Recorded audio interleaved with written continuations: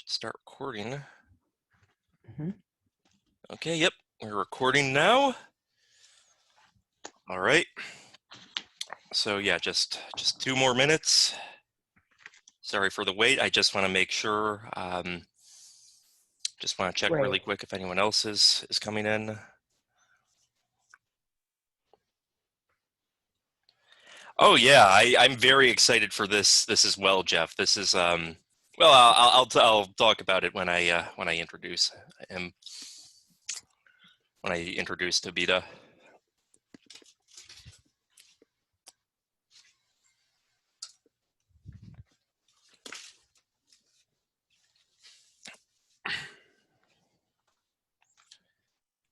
Okay. Looks like. All right. Looks like we've. Looks like people have come in, so I think we can start the meeting now. Welcome everyone. Welcome to the May 2021 General Monthly Meeting for our Revolution Arlington. I do see a few new faces here today, which is exciting. That's always nice to see. For those of you who don't know, our Revolution Arlington, we're the Arlington branch of our Revolution. We're a progressive grassroots group that came out of the 2016 Bernie Sanders presidential campaign. We've been fighting in Arlington since then. We are very progressive, we are very left-wing, but we are nonpartisan. We're issues-focused. We're willing to fight alongside anyone who supports us in our struggles, who shares the same goals that we do. That's what we're about. So with that in mind, and let me just mute, make sure everyone's muted really quick before I introduce tonight's speaker. So tonight's speaker is, this is very exciting. Our monthly speaker is Tobita Chow. He is the director of Justice is Global, which is a nonprofit that's dedicated to building an international movement dedicated to fighting climate change, global economic inequality. Oh, another person showed up.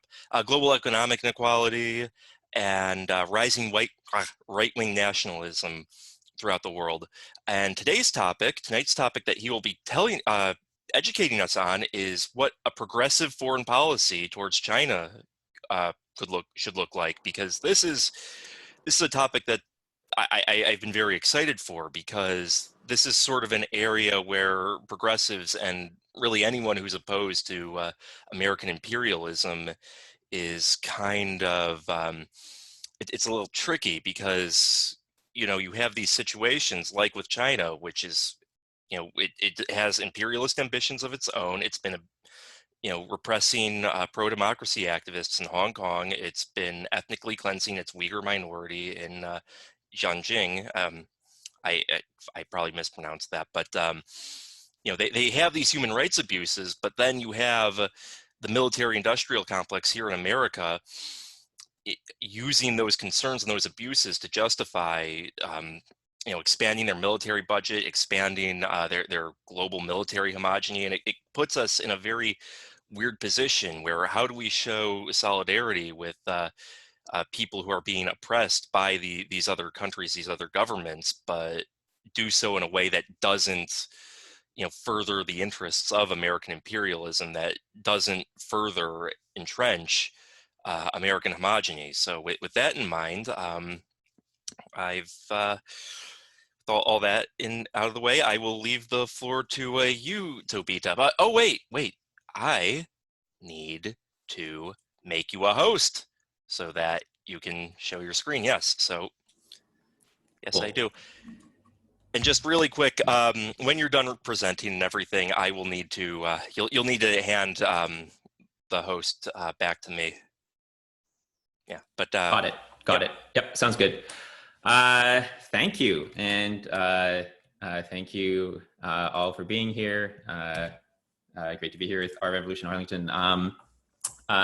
So I thought I would start by saying a bit about my own background here. So Justice is Global is a project that I founded not quite 2 years ago. We started in June of 2019. And that came out of a few years prior to that, digging into the question of how to make internationalism a more central part of left progressive politics. And this has been a big concern of mine for some time. The idea of international global solidarity. There have been moments in the past when that's been very central to progressive politics and to left movements. But my feeling is that around now it's a real point of weakness for us overall, and that this really leaves us vulnerable to some of the nationalist currents in mainstream politics, especially on the right. But we also see forms of nationalism gaining a lot of currency in the Democratic Party, particularly when it comes to questions around China. My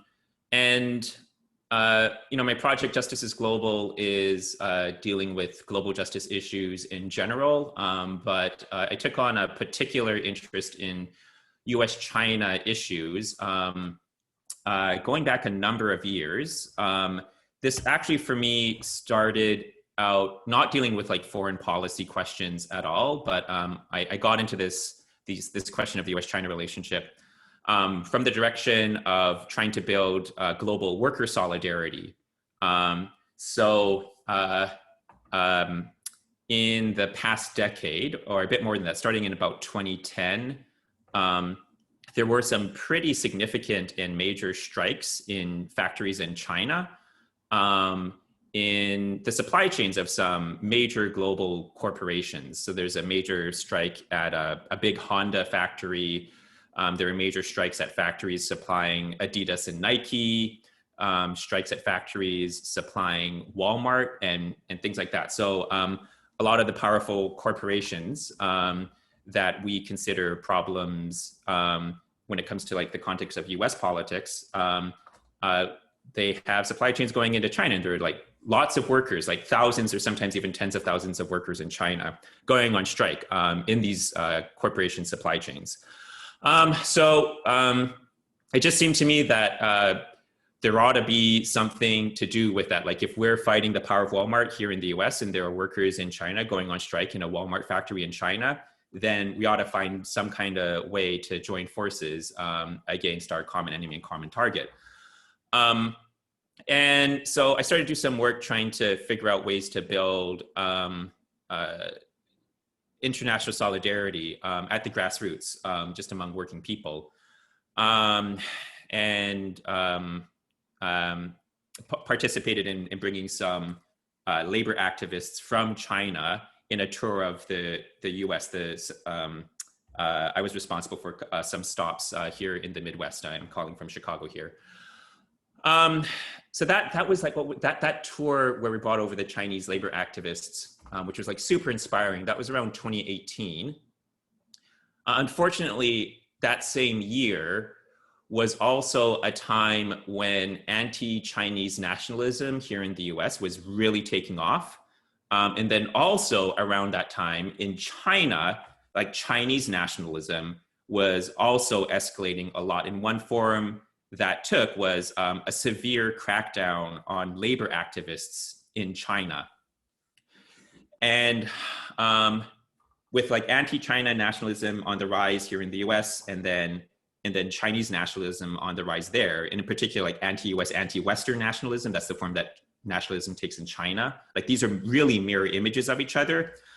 It became clear that the prospects of building transnational grassroots solidarity between the US and China were being rapidly undermined by this rise of nationalism and crackdowns in both countries. So, it's just gotten worse like year after year, particularly after 2020, like so much worse in both countries. And like at this point, I don't have any plans to do any work with any activists that I know in China, because that would just be dangerous to them. And I also have contacts in Hong Kong, and it's getting closer to that situation in Hong Kong now with the escalating crackdown from the Chinese government on Hong Kong. And so my, as was mentioned in the intro, there are critiques that we need to have of the Chinese government as well. I feel that very deeply because I have comrades in mainland China, in Hong Kong, who are directly threatened by the current policies of the Chinese government.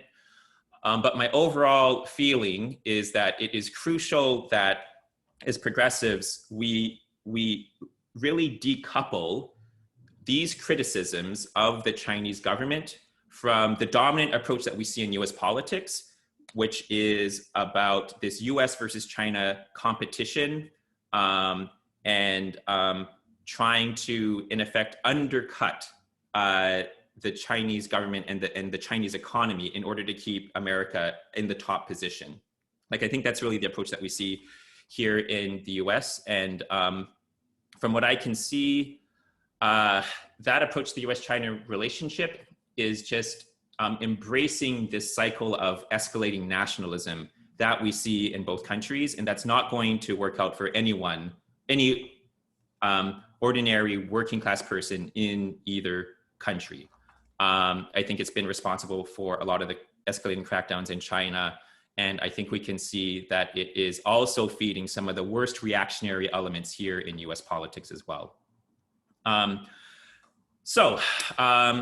That's just like a bit of background on how I come to this issue in my own like personal perspective on this. I guess another really important part of my stake in this question is, as we've seen in the past year, the deteriorating US-China relationship and the growth of sort of China bashing politics in the US has fed a rise in anti-Asian racism, which we've seen a lot of in the past year. And this was something that I was deeply worried about as I saw these tensions rising over the past few years.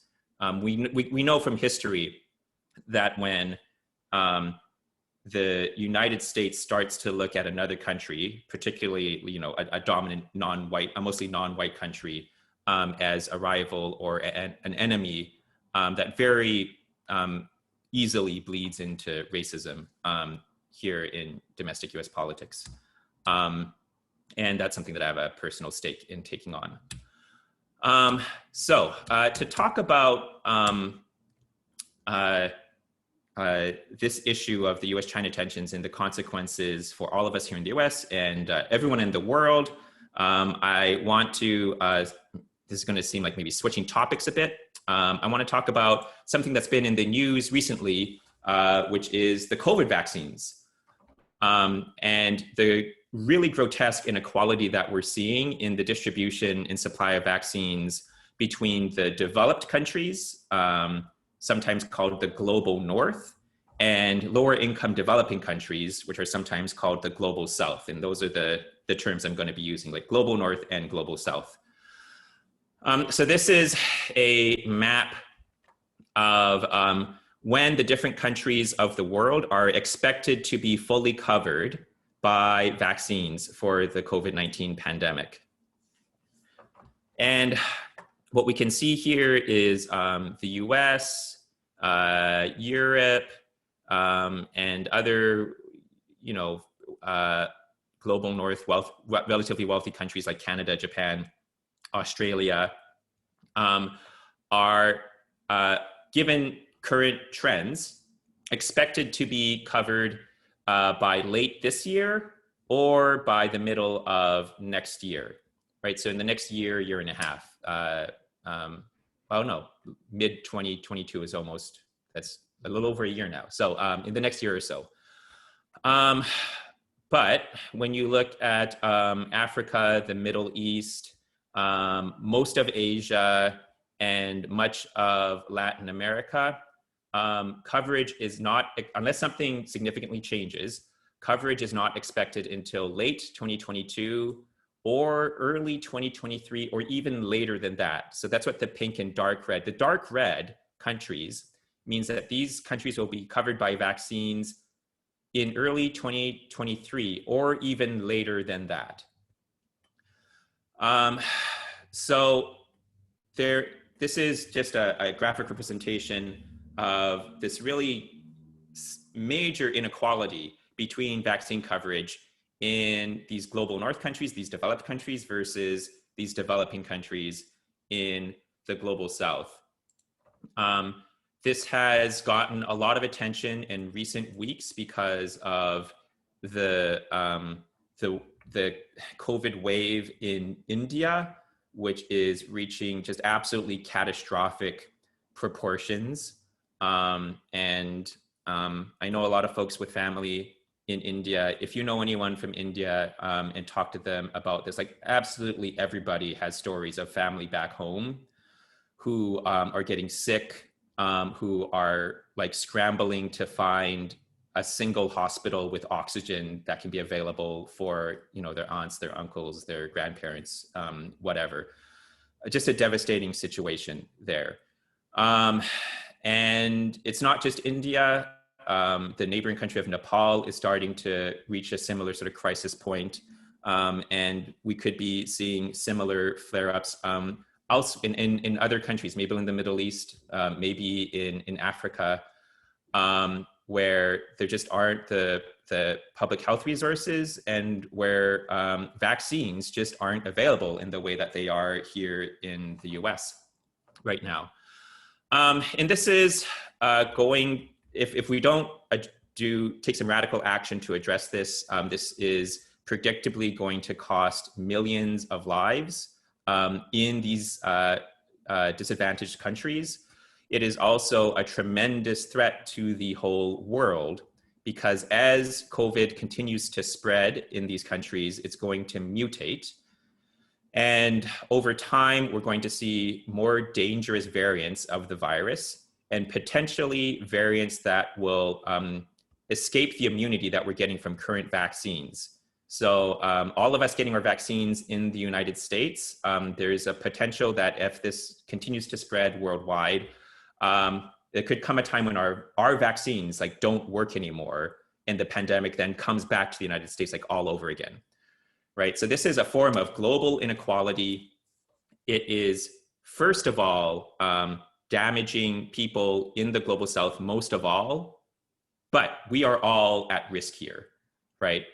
And for understanding like how our destinies are all linked together worldwide in this way, I like to turn to these words from the Reverend Dr. Martin Luther King Jr. He said, an injustice anywhere is a threat to justice everywhere. Whatever affects one directly affects all indirectly. And we can see this so concretely in the pandemic, that whatever affects one directly affects all indirectly. Right now, the people of India are being affected directly by this inequality, by this vaccine apartheid, but all of us are going to be affected somewhere down the road if we do not fix this through some radical changes very soon. Okay, so what in the world does that have to do with China? Well, you know, this didn't have to happen. None of this had to happen.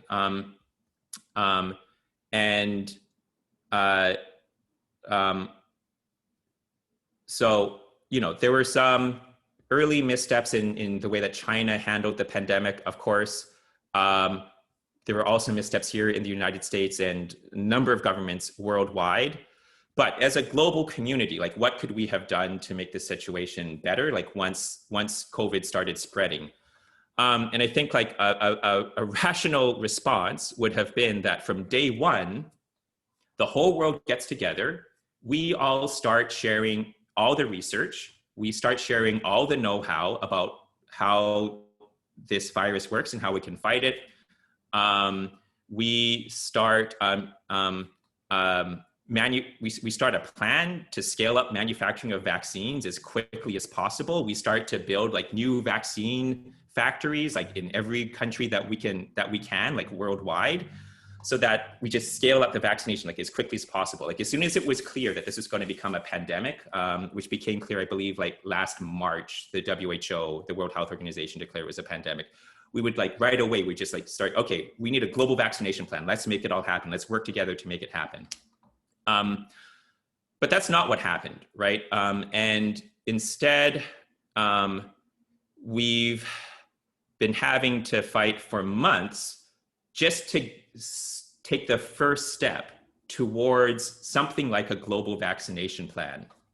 And my project Justice is Global has been involved in this. One of these first step fights, and that has been for this thing that y'all might have heard of in the past week or a bit before that, which is a waiver on the patents for COVID medicines, which would allow countries around the world to start to manufacture these COVID vaccines on their own, instead of having to go through the big pharma companies like Pfizer and Moderna. So last Wednesday, after months of campaigning that we were involved in, President Biden finally announced that the United States government would be supporting this proposal to waive these patents on COVID medication. And it is interesting to look at some of the key arguments that the pharmaceutical lobbies are now using to fight back against that proposal. And this is important to them because these patents are how they plan to profit, make like billions of dollars in profits off of these vaccines, which they're going to profit off of them anyways, but these patents allow them to like make even more money. Even though that comes at the cost of risking the lives of millions of people around the world. So this is a column last month in the Washington Post by this guy, Josh Rogan, who I find to be just a very terrible person. But he is arguing against the waivers for these for the vaccines. And here's how he makes that argument. So hundreds of non-governmental organizations and dozens of Democratic lawmakers are pushing the Biden administration to support this proposal.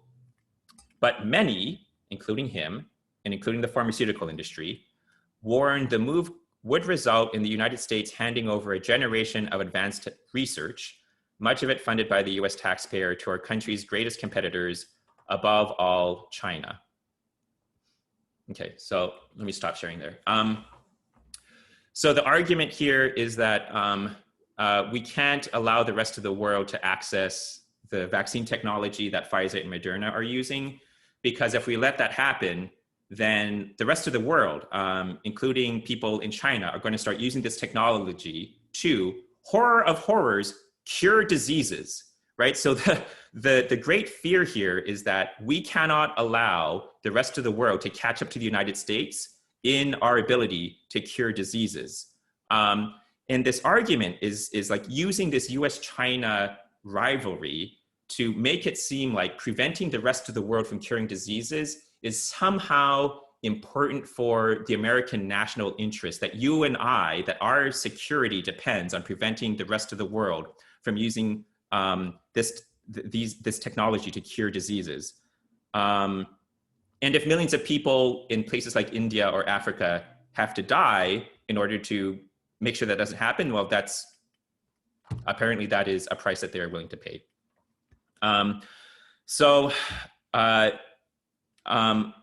This is a particularly outrageous example, but it's unfortunately just one of many of how this anti-China politics is being used by corporations to protect their profit and power. And we're seeing and thankfully in this case, it looks like it's not working. The Biden administration heard that argument and said, no, we need to take some totally common sense steps to increase the availability of vaccines around the world. So that's awesome. But there are other examples where corporations are successfully using this argument. So, for example, some of the big tech giants have used this specter of US-China competition to protect themselves from regulation.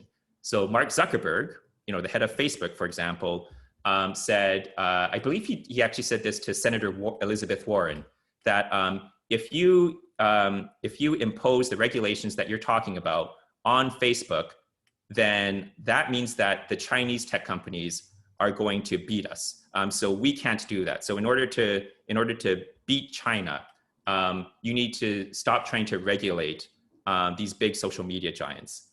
We also see, again, another example from the tech sector.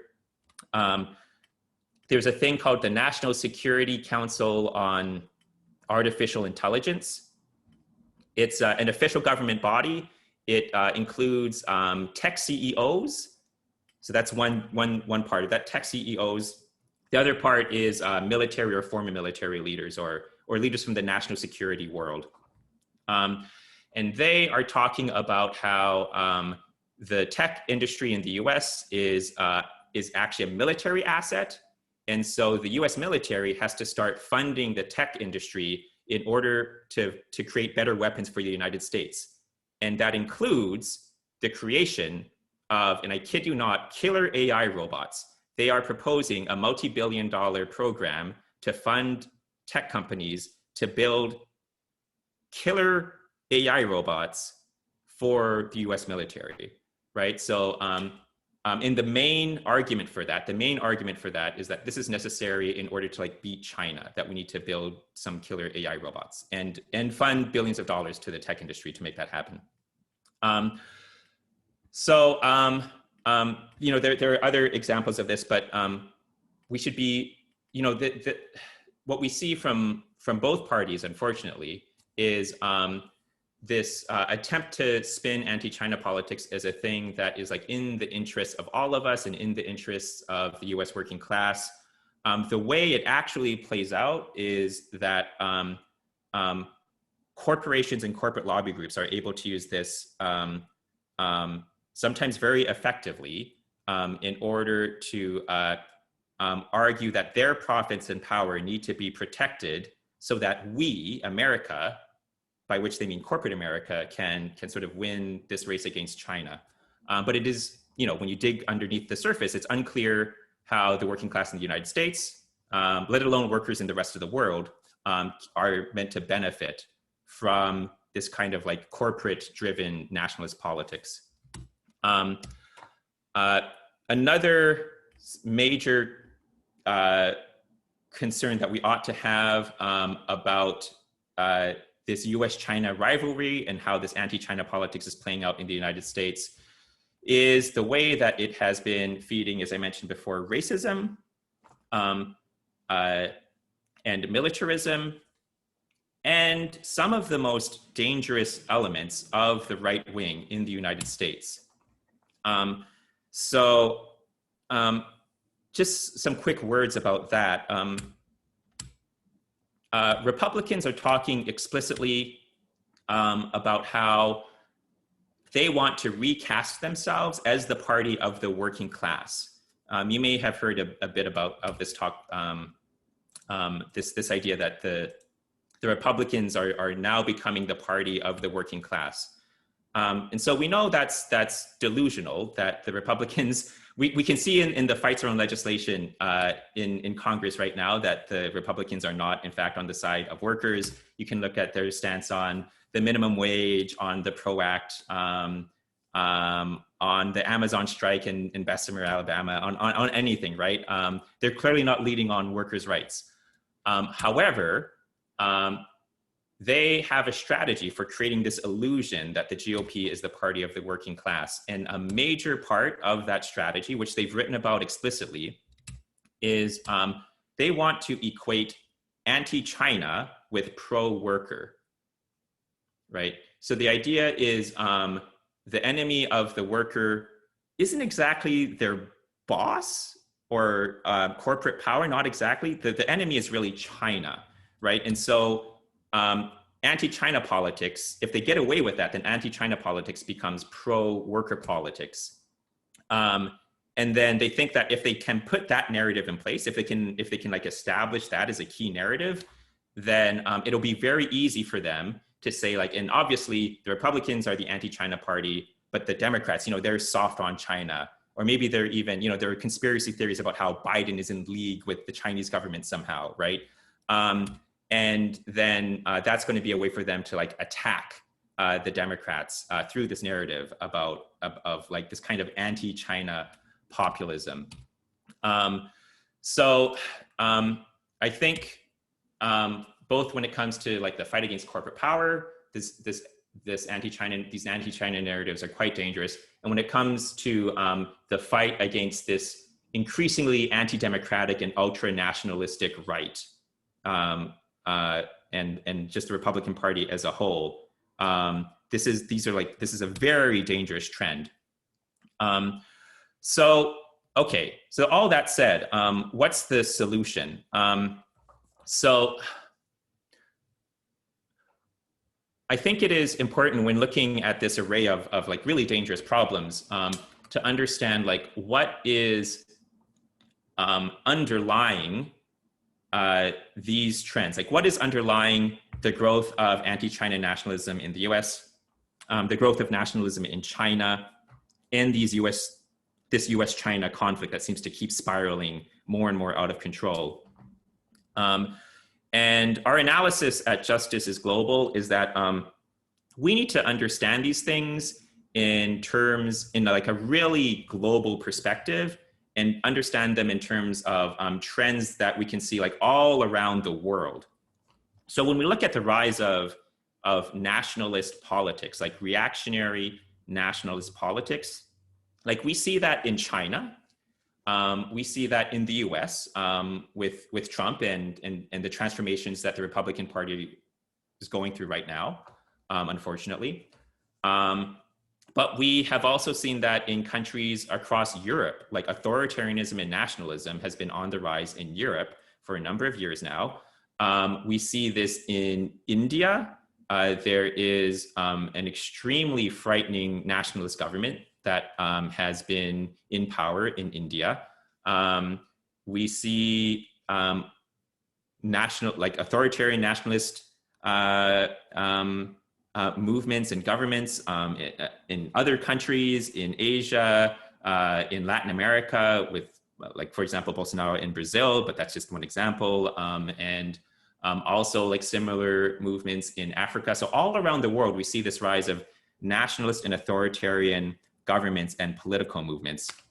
And our analysis is that all of these examples are part of a single trend. And it's a trend that really started in the wake of the financial crisis back in 2008 that we've seen in the past decade or a little bit more than that. And during that time, what we've seen happening in the global economy as a whole is, we had the Great Recession that affected the entire world, and then there was the recovery. But that recovery has been very, very weak. Economic growth has been poor. Job growth has been poor. And this has been true for the better part of a decade now. And in that global environment where the global economy is doing that poorly, it creates a context in which it is very easy for movements in different countries to start seeing the world in terms of a zero-sum competition, right? A zero-sum competition means that if I'm going to win, then you have to lose. And if you lose, that means that I'm going to win. And in that environment where it starts to make sense to look at everything in this zero-sum competition terms, that is a breeding ground for these nationalist and authoritarian movements, which in all too many cases have come to power and taken over control of governments. And this is crucial to understanding the turn towards authoritarianism and nationalism in China. It is crucial to understanding the turn towards authoritarianism and nationalism through the Trump movement in the Republic that is now taking over the Republican Party, and so on, like all around the world. So we need to find a way to get at this root problem of this growing dysfunction in the global economy, which, by the way, has been made so much worse by the pandemic. And I think we're still going to see how the economic damage of the pandemic is going to play out worldwide. Um, so if that's true, if the problem is fundamentally with the global economy as a whole and how dysfunctional it's become, then the solution has to be to find a way to um, deal with some of the extreme imbalances that we see in the global economy, to create more equitable growth, um, and to deal with problems of joblessness and so on, like all around the world. Um, um, and a big part of that, we believe, has to be correcting this huge imbalance between the global north and the global south, this enormous economic inequality that we see that is also mirrored in like unequal access to vaccines. And the case that we want to make in terms of what's the progressive approach to the US-China relationship is by really grounding it in the fact that the biggest challenges that we face in the United States are also fundamentally like global challenges. The pandemic is a global challenge. The climate crisis is a global challenge. Global inequality and global poverty, those are global challenges.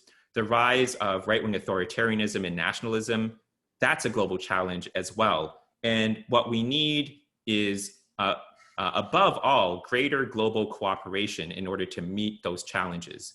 And the current path that we're on of increasing tensions between the US and China, that is making it harder and harder. The further that goes, it's going to make it harder and harder to engage in the kind of global cooperation we need to meet those global challenges. And the role of progressives is to push for greater global cooperation to say, like, here are the real problems that we're all dealing with, like people all around the world are dealing with. And what we need is global solidarity, global cooperation in order to meet those challenges. And one concrete way to start to work towards that is, I think, and something that I think has a lot of political potential, is by looking at what needs to happen between the US and China around climate change. So this is really interesting because, the US and China are the world's two biggest carbon emitters. But also the US and China are in different ways leaders in clean energy technology. So the US is a leader in research and development. Like the US by far has generated the greatest number of patents for clean energy technology. Like the research and technology is in the US. China, however, is by far the world leader in commercialization, scaling up, like manufacturing this stuff, right? So China, so if you look at like where are solar panels made, like a lot of them made in China, and where's like the most advanced manufacturing of electric batteries, like that's also in China, right? So both the US and China bring a lot of really important assets to the global fight against climate change. And our best hope at dealing with climate change is to get the US and China to engage in greater cooperation so that we can more quickly decarbonize the US economy and the Chinese economy, but also to make sure that this technology and these resources are getting spread worldwide so that we can decarbonize the entire economy as quickly as possible. And like, if the US and China work together to invest in this technology, to spread it worldwide, to share it with the whole world, and to drive investment into clean energy technology, particularly in developing countries, that would greatly accelerate our path towards saving the entire world from climate change. And that kind of plan is also what I would think of in terms of like a global Green New Deal. Like the same way that we talk about the Green New Deal here in the US is like using public power to drive investment into clean energy infrastructure and create millions of green jobs in doing so. Like that is the plan that we need worldwide. And that will happen if the US and China can get their acts together and work together to make this kind of global plan. So I think that is an important path for progressives to use climate as a lens to try to redefine what the U.S.-China relationship has to be, and to challenge the foreign policy establishment, which is currently driving U.S.-China policy based on these really weird assumptions that they have within their foreign policy establishment bubble, which I find deeply alienating. But anyway, I'll stop there and let's go to questions. All right. Thank you. Real quick, could you give me back the host role? Sorry, I missed your chat. Oh, my bad. It's no big deal. It's why it's being recorded, so no harm, no foul. But yeah, so does anyone have any questions for Tobita?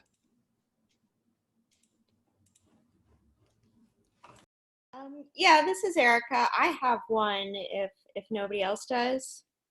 Okay. So you mentioned early in the beginning of your talk the situation of the Uyghurs. And I guess what I would say is that one of the few places where I really agree with Donald Trump is that it's absolutely a genocide. They're exterminating these people. You read these news accounts of women being gang raped with cattle prods so that they're sterile. Is it even appropriate for us, to the extent that it's feasible, to be interacting with these people at all? I mean, I know it's not feasible to disengage, but there's got to be some level of disengagement that we could achieve, and that I think we should. So I'd like to hear your opinion on that. Yeah, that's a super important question. Yeah, this is this is definitely one of some like super tricky issues for progressives who are like critical of U.S. militarism and imperialism. But clearly this is an atrocity that's being perpetrated on the Uyghurs. So I think that the question here is like, what can we do to improve the conditions for Uyghurs? And there are also other Turkic ethnic groups in Xinjiang, in this part of Western China, that are being impacted by these extremely repressive policies. So I think the first step towards a progressive approach is to really strongly decouple questions of human rights in China from this idea of US-China competition, because these two topics don't really have anything to do with each other, right?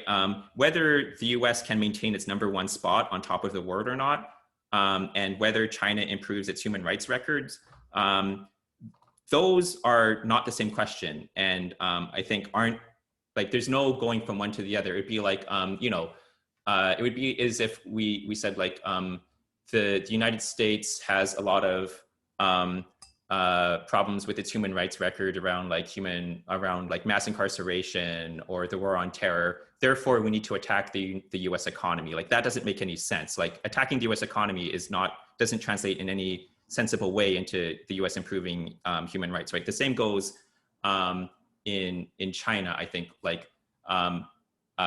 there's this easy slide from talking about human rights to talking about US-China economic competition that I think doesn't actually make any sense. And actually, I would argue that this whole approach of US-China competition, one impact that it has within Chinese politics is that it really strengthens the appeal of nationalist politics within China, and which I think we can understand from the perspective of the US. If it seems from the US perspective that China is attacking us, then that really feeds nationalism here in the United States, right? It's the same in China. The more it seems like the US is attacking China, the more that feeds nationalism in China, particularly talk of like the U.S. trying to undermine the Chinese economy, which is how a lot of the stuff like comes across. And increasing nationalism in China is very dangerous when it comes to human rights concerns, because nationalism in China is how all of these crackdowns on human rights are justified and legitimated within the context of China. And so that's one thing. Like, we need to decouple human rights criticism from this idea of like the US needs to stay number one, therefore we need to keep China down. I think that like conjoining those two is like really toxic to human rights advocacy. People I know who study Xinjiang and the crackdowns on Xinjiang, one thing that they point out is, it's important to understand what the motivations are for the policies in Xinjiang in order to figure out like what we can do to counter them effectively. And it seems that there are two major rationales and justifications within Chinese politics for those policies. One is counterterrorism. So there's this is a delicate, I want to be careful about how I talk about this stuff. Like, there were some terrorist attacks in Xinjiang that then were used by the Chinese government to justify extremely repressive measures that amount to a form of just like mass Islamophobic collective punishment. Which I think we also see in the US-led war on terror. And that connection is not an accident, because the Chinese government intentionally looked towards the US war on terror for inspiration and for justification for the policies that they have been imposing upon Uyghurs, right? So they say, well, just the way that the US suffered terrorist attacks and that justified the US invading Afghanistan and Iraq and all of that, and then profiling Muslims in the US. In the same way, we saw some terrorist attacks here in China, and that justifies these concentration camps and re-education camps and forced labor and sterilization and all of these like horrible things. So, obviously we don't accept that argument. But like, we need to understand that that is part of the rationale within Chinese politics. And we need to figure out a way to counter that. And I think it is very difficult, now thinking about the role that the US government can play, it is very difficult to think about how can the US government critique the policies in Xinjiang in a way that's going to be effective within the context of Chinese politics, when the US government has not grappled with the tremendous crimes that have been committed in the context of the US-led war on terror. So I think like we should absolutely criticize China's treatment of Uyghurs, but in terms of US government action on this issue, it's not just that the US government can be accused of hypocrisy, it's that the accusations of US government hypocrisy actually undermine the effectiveness of any advocacy that our own government takes on this issue.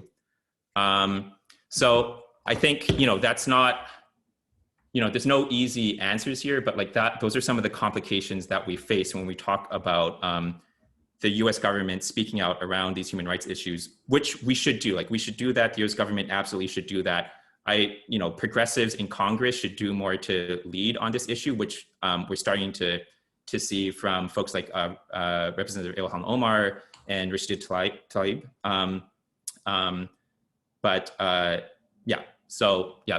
Let me stop there for now. Yeah. So can I ask a question? Actually make a comment too. I mean, it must be tough. I want to thank you for coming and presenting to us. It's so hard to present on this topic to a U.S. audience because even here at Our Revolution, the narrative immediately becomes one of bashing China, uncritically bashing China immediately. And then we end up having a conversation about how awful China is and how could we possibly have any relations with such an awful place.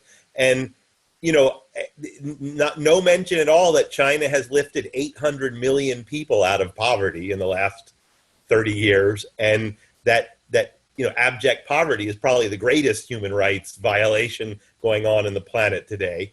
And I'll say one more thing, I learned back in the 1980s when I heard my president talk about the freedom fighters, the Contras in Nicaragua, who when I was there in Nicaragua, I saw them with the kind of freedom that they were interested in. They destroyed schools and hospitals and clinics and daycare centers. And so I've learned to be very wary of any narrative that an imperialist, I honestly, what would you say? I would assert that a lot of this narrative about even Xinjiang is designed to try to weaken China. I watch these things all the time. Well, the Council on Foreign Relations, and these people get up and talk, and sometimes they're not even shy about saying they want to stop China, like you said, from becoming the wealthiest nation in the world, which it's going to do. It's got 1.4 billion people. Hello. So I think there are, so among people who advocate for the rights of Uyghurs and others in China, I think it's not fair to characterize all of them as aiming to use this as a weapon to weaken China. I know there are a lot of people who engage in this work who just sincerely believe in human rights. And what they want to do is like improve the human rights situation in China and save a lot of people from a tremendous amount of suffering. There are, however, I think a significant number of people, and there's some people in the Republican Party who I can think of who I feel very convinced are using this opportunistically and cynically. It's like they don't actually care about Uyghurs or people in Hong Kong or anyone in Asia or whatever. They are just they just are nationalists. They want the US to win over China, and so they're using these human rights criticisms opportunistically as a tool to beat up on China with. So there's mixed motivations, and there's a variety of motivations at work. My concern is that the way that it is functioning in the dominant strain of US politics is in effect using human rights criticisms cynically as a tool to beat up on China on. So like not everyone who does this work is about that, but I think like given the way the national security establishment in the US functions, like that is sort of how it plays out in effect. But I don't, however, think that is a reason to hold back on human rights criticisms or to pretend like it doesn't matter that China is holding however many hundreds of thousands or a million people in re-education or concentration camps. So like I said before, I think the progressive approach should be to like very consistently champion human rights and international solidarity, which includes the victims of these policies in Xinjiang, but to decouple that from this US-China competition. Like that's something that we need to reject the competition, but be very consistent in upholding questions of human rights. All right. So Tim had a question. He wanted to know a question. He wanted to ask a question, and then after him, I had a question I wanted to ask. Sure. Can you hear me? Sure can. Okay, great. So thank you to the speaker for a wonderful presentation. Obviously, I think I find myself, generally in agreement with what you kind of outlined. And obviously, I think most of us on the left are painfully aware of, both the record and the ongoing kind of catastrophe of American imperialism. But I wanted to kind of sound a note somewhat of worry on my part, because I think that in full acknowledgement of the problem of the competition narrative, I do, looking around at China's actions around the world, I see it engaging in its own kind of a form of kind of imperialist actions. The way it goes into where the U.S. kind of goes into the sword, China is kind of going in with the checkbook, so to speak. And I think that it's making lots of investments in ways that obviously will benefit itself and its own kind of economic rise, and that involves exploitation of workers abroad, but also once exporting even their own workers as a kind of a make work program to do all kinds of major industrial projects around the world. And I saw this in some countries I was in where China was building railroads, but they weren't hiring locals. They were they were employing Chinese workers to do it. And so I guess I look at that kind of activity, and I also kind of look at the fact that Chinese government is obviously a kind of authoritarian capitalist country, that I think that it's looking in some ways kind of exporting that model. And as bad as liberal democratic capitalism has been, as we've seen, I'm hesitant to see a new stage of capitalism that's led by just completely nakedly authoritarian kind of state.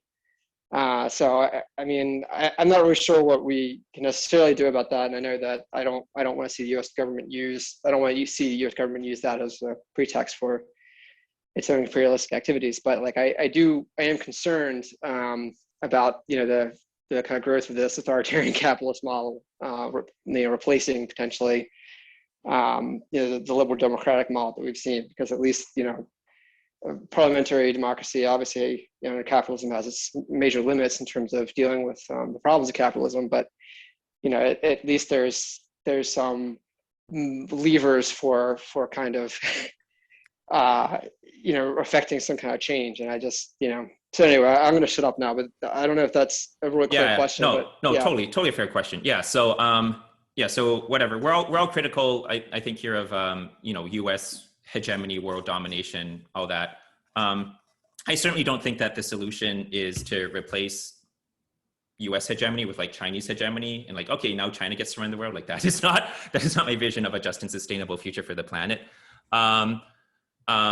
As it happens, there is as yet no evidence, I think, that China actually does have any such designs to run the world, or even to impose its own domestic model of, like you say, authoritarian capitalism on other countries. I know those accusations are made, but I think scholars who look at this deeply see that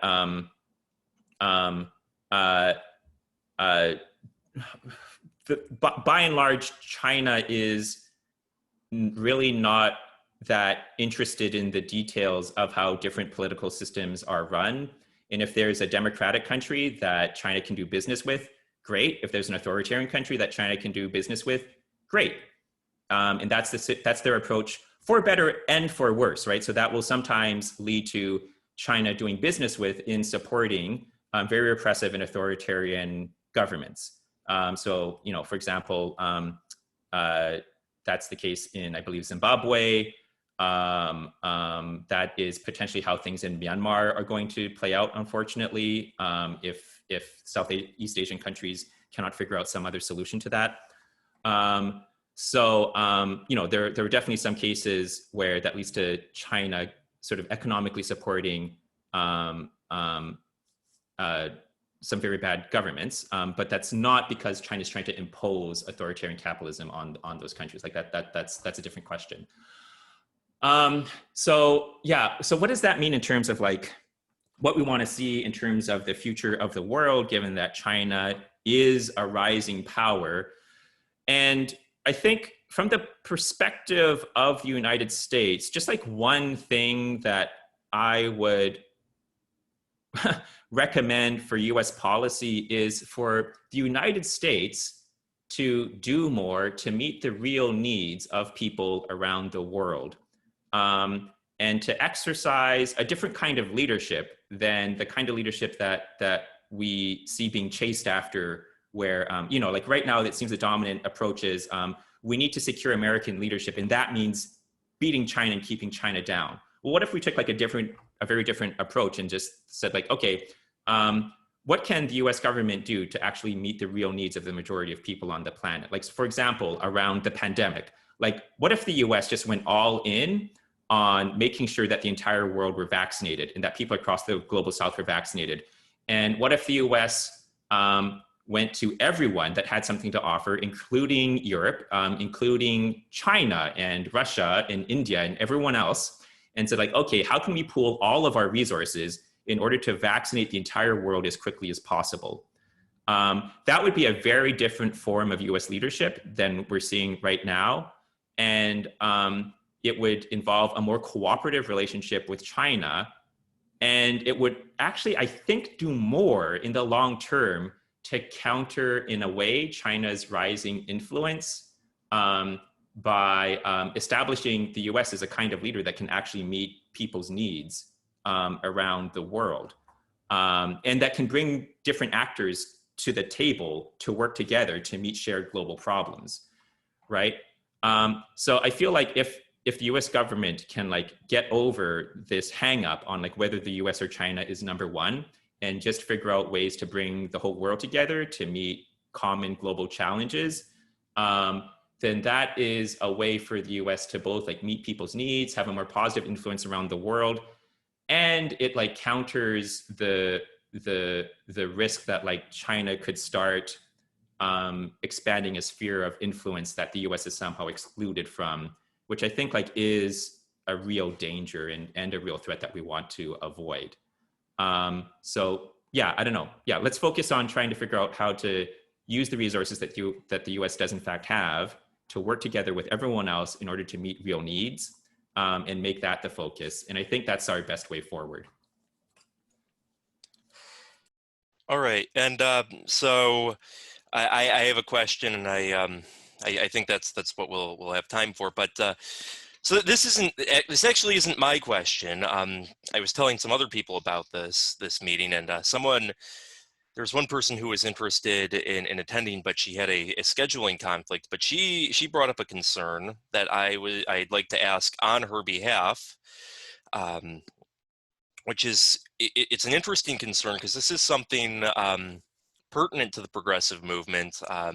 Bernie Sanders tried to he made this a thing in his 2020 presidential platform. But the concern she brought up was she was concerned about Chinese economic competition with the United States. Specifically, she was worried about China manipulating its currency to undermine American domestic labor to incentivize companies to do business with them instead. What would you say in response to concerns like that? Yeah, so the specific concern around currency manipulation, I'm very critical of. I think like accusations of currency manipulation are hard to, I feel like, adjudicate in a fair and impartial way, right? It's like, or especially if like we take it for granted that it's a bad thing. Like so much of US policy is in effect currency manipulation. Like when the Federal Reserve does quantitative easing, isn't that currency manipulation? Or, you know, this big relief package that Biden passed, like that also like could be seen as currency manipulation. I mean, like what are the standards here? In addition to that, like I think there's maybe a more plausible case to be made that there was a period when China was engaging in currency manipulation to like artificially lower its currency, but more recently it seems that China's like doing the opposite in order to strengthen its currency against the US dollar. So I'm not an economist, so I'm not like, this is not yeah, let me stop talking as if actually I can actually speak to that in any detail. There's people whose opinion I trust who are very skeptical of this accusation of China manipulating its currency in this way. But like taking a step back from that, I think that the big concern here is that the rise of China as an industrial power is threatening job creation here in the United States, or creating job loss here in the United States, right? So I want to take a different perspective on that, because what we have seen in the past decade, or even going back a bit further than that, is that deindustrialization, and this concern is particularly strong around manufacturing jobs, I find, right? When it comes to manufacturing jobs, deindustrialization and the loss of manufacturing jobs is a problem here in the United States, but it's also a problem in China and in much of the rest of the world. This is a global trend that is shared by both the US and by China. China has been losing overall manufacturing jobs for, I think at least since 2015, if I'm remembering right, for some time now. So this idea that we can, recover manufacturing jobs and make them good jobs again by like taking them back from China, well, they're losing them in China too. So this is in effect talking about fighting with China for a bigger piece of a shrinking pie. And that is just a doomed project. Like that is not, that cannot be our path towards creating good jobs in the United States again. So we need a different approach. And I think, again, the Green New Deal framework is a really good way to think about a really different approach to creating not just manufacturing jobs, but all kinds of good jobs in the US. Let's mobilize public investment from the government to just create good jobs doing the work that we all know needs to be done, rebuilding infrastructure, and creating clean energy infrastructure, and doing that for the United States and doing that for the whole world. If we start from like that kind of framework, it is very clear that we're not dealing with like a finite number of jobs that we need to compete with China over. There's actually a ton of work that needs to be done, and if we can just mobilize the capital and the public investment to like hire the people to do the work, to like save human civilization and make life better for us all, we don't have to be fighting over like, is this job going to be in the US or is this job going to be in China? There's more than enough work to go around. Like our problem is maybe that there is too much work to be done to deal with the crisis of climate change, right?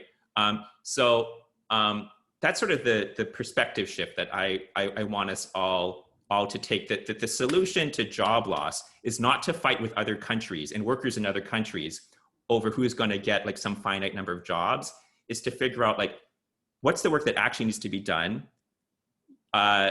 Let's mobilize the capital to do that and just pay people to do that work. And we can do that in the US, we can do that in China, we can do that in Mexico, we can do that in Africa, we can do it everywhere. All right, thank you. Okay, with all of that, we've that was very good. That was very informative. We went like the Q&A went longer than it typically did, but those were very good questions and very good answers. This is a very good discussion. Yeah, yes. Tim is saying thanks, and yeah, thanks Tobita for coming and speaking to us. This was a really good presentation. Thank you. Thanks for having me. Yep, no problem. You're welcome to stick around if you'd like, but if you're busy, you can feel free to leave as well. All right. Thanks, all. Right. Yeah, thank you. All right. So next, normally this is where we would do, ORA updates. I want to push ORA updates back after public forum this meeting. I have a few updates and I have to go into some personal stuff, so I'm going to stop recording for that. so let's, for now, let's open the floor to public forum. Does anyone have any updates? Anything they want to share? I know I see Susan is here. She had I know she had, I remember she had something she wanted to share. Is Susan here? She was here. She just literally, as you said that, got off. Hold on a second. Maybe, huh, weird. I checked the mail. All right, well, before then,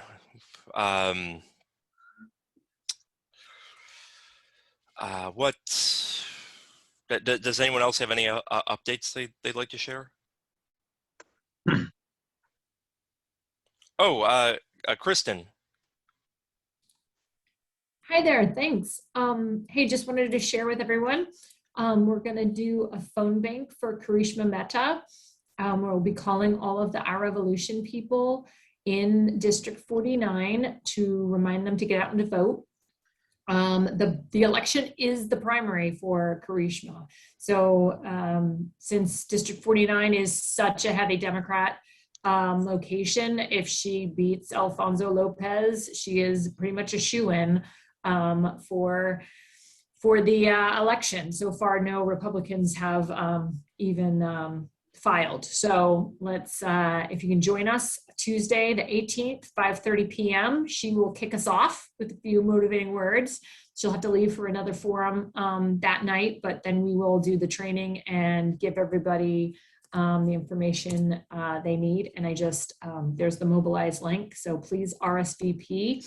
Even if you can only make, an hour of it, that'd be great. All the time that you can commit to this is appreciated, because the dialer works best when there are many people on it. Thanks. Thank you. And Joe, I have to I have to use the bathroom real quick. So could you let everyone know Susan's update real quick while I?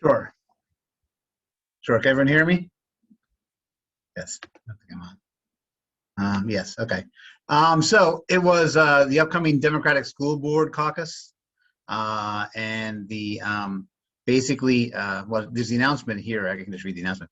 Voting, the 2021 School Board caucus will be conducted using the online balloting platform Democracy Live. In addition, RL Dems will be hosting voter assistance sites at 4 locations in the county, which will provide laptops to vote on and voter assistance. Go to the page, and this will be posted eventually.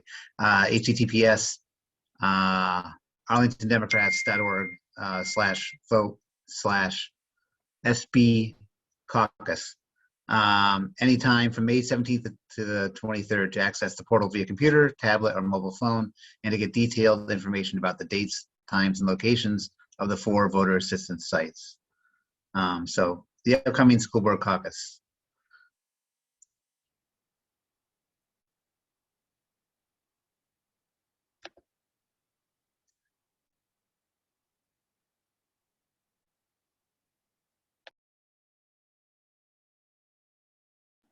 Anyone else got anything?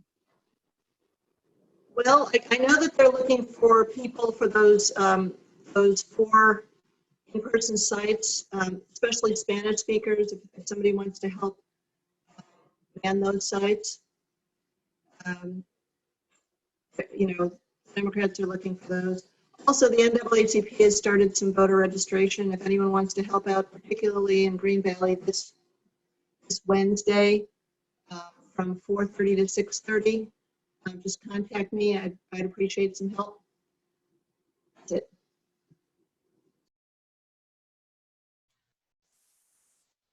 All right. Does anyone else have any other updates?